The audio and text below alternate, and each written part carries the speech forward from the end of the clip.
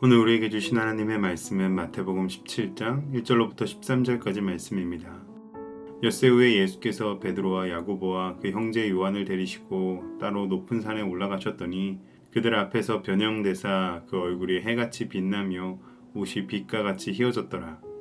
그때 모세와 엘리야가 예수와 더불어 말하는 것이 그들에게 보이거늘 베드로가 예수께 여쭈어 이르되 주여 우리가 여기 있는 것이 좋사오니 만일 주께서 원하시면 내가 여기서 초막 셋을 짓되 하나는 주님을 위하여 하나는 모세를 위하여 하나는 엘리야를 위하여 하리이다.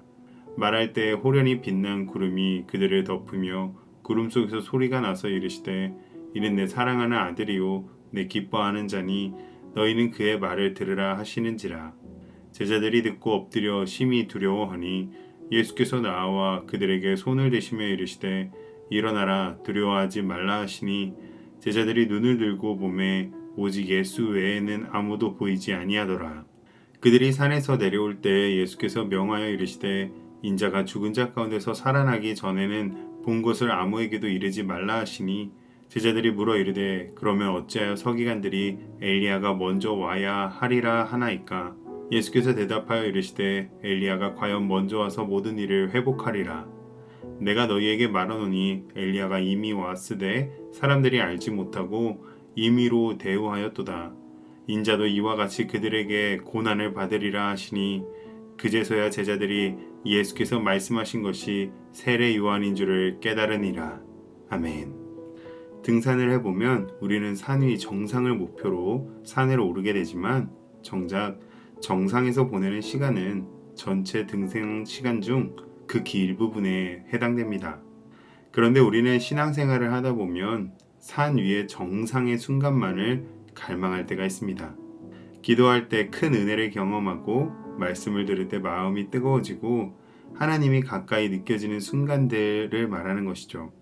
그러나 우리의 삶은 늘 정상에서만 머물 수는 없습니다. 대부분의 시간은 산 중턱과 산 아래 우리의 일상 속에서 살아가야 하죠. 문제와 고민, 사역과 관계, 현실의 무게 속에 살아갑니다. 오늘 본문은 예수님께서 제자들을 산 위로 데리고 올라가신 사건, 곧 변화산 사건을 기록하고 있습니다. 그런데 이 본문이 우리에게 주는 중요한 메시지는 단순히 산 위에서만 있는 것이 아니라 산 아래 모든 곳에도 동일한 은혜가 있다는 것을 드러냅니다. 오늘 말씀을 통해 하나님께서 우리의 삶에 부어주시는 은혜를 발견하는 이 시간이 되시기를 주님의 이름으로 축복합니다. 본문 1절을 보면 예수님께서 베드로와 야고보와 요한을 따로 높은 산으로 데리고 올라가십니다. 예수님께서는 특별히 선별한 제자들을 특별한 영광의 자리로 초대하신 것입니다.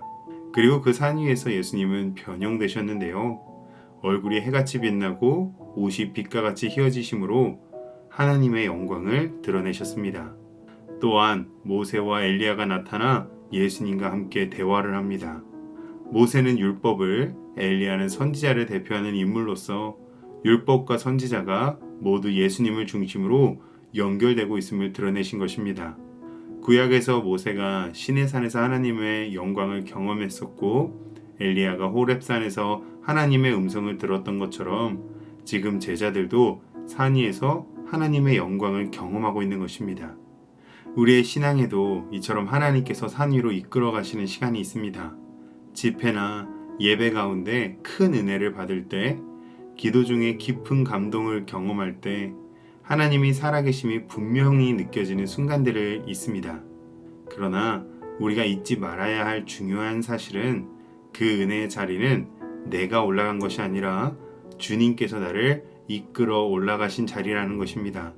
신앙의 감격도 또 깨달음도 은혜도 모두 내 노력으로 쟁취하는 것이 아니라 은혜로 주어지는 것입니다. 그러므로 우리는 그 은혜의 순간을 자랑할 것이 아니라 그 자리에 우리를 불러주신 하나님의 은혜를 찬양해야 합니다. 베드로는 이 놀라운 광경을 보고 여기가 좋사오니 초막 셋을 짓겠다라고 말합니다. 이는 매우 인간적이고 또 아주 당연한 반응으로 베드로는 이 영광의 순간을 조금 더 붙잡고 싶었던 것입니다. 하지만 그때 빛난 구름이 덮고 하늘에서 음성이 들립니다. 이는 내 사랑하는 아들이요 내 기뻐하는 자니 너희는 그의 말을 들으라. 제자들은 두려워 엎드렸습니다. 그런데 예수님이 다가오셔서 손을 대시며 말씀하십니다. 일어나라, 두려워하지 말라. 그리고 제자들이 눈을 들었을 때는 오직 예수님 외에는 아무도 보이지 않았습니다. 이는 우리의 신앙생활의 핵심을 보여주는 장면입니다. 때때로 신앙생활을 하다 보면 말씀보다도 강렬한 경험과 놀라운 이적에 집착하게 될 때가 있습니다.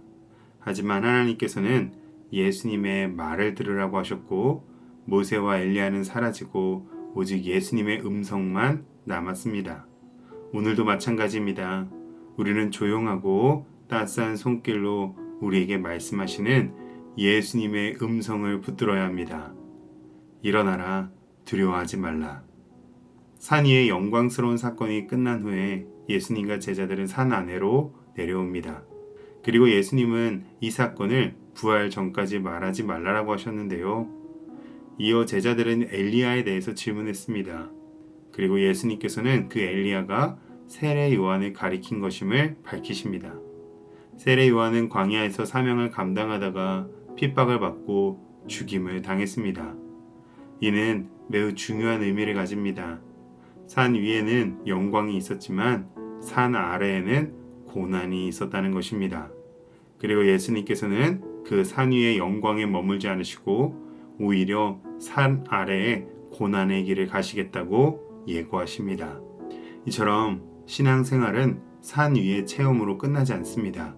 결국 우리는 다시 산 아래의 삶으로, 가정으로, 직장으로, 일상으로 내려와야 합니다.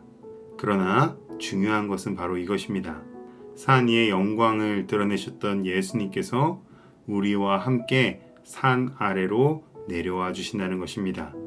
마찬가지로 예수님은 특별한 집회나 예배나 교회에서만 계시는 것이 아니라 우리의 평범한 일상, 사역의 자리, 고난의 자리에도 함께하고 계십니다. 신앙생활은 산 위의 영광과 산 아래의 현실을 모두 포함하고 있습니다. 그러나 어디를 가든지 변하지 않는 진리가 있습니다. 산 위와 산 아래 모든 곳에서 예수님께서 우리와 함께 하신다는 것입니다. 그러므로 오늘 우리 모두의 삶의 자리에서 오직 예수님만 바라보며 영광의 순간에는 교만하지 않고 고난의 순간에도 낙심하지 않으며 언제 어디서나 주님과 동행하는 은혜를 누리시기를 주님의 이름으로 축복합니다. 기도하겠습니다. 산 위의 영광뿐만 아니라 산 아래의 일상 속에서도 함께 하시는 주님, 우리의 신앙이 순간의 은혜에 머무르지 않게 하시고 날마다 예수님만 바라보는 믿음을 허락하여 주옵소서. 두려움 속에서도 주님의 말씀을 붙들게 하시고 사명의 자리에서도 낙심하지 않게 하옵소서. 어디에 있든지 오직 예수님의 말씀을 듣고 순종하는 삶을 살아가게 하여 주시옵소서. 예수님의 이름으로 기도합니다. 아멘.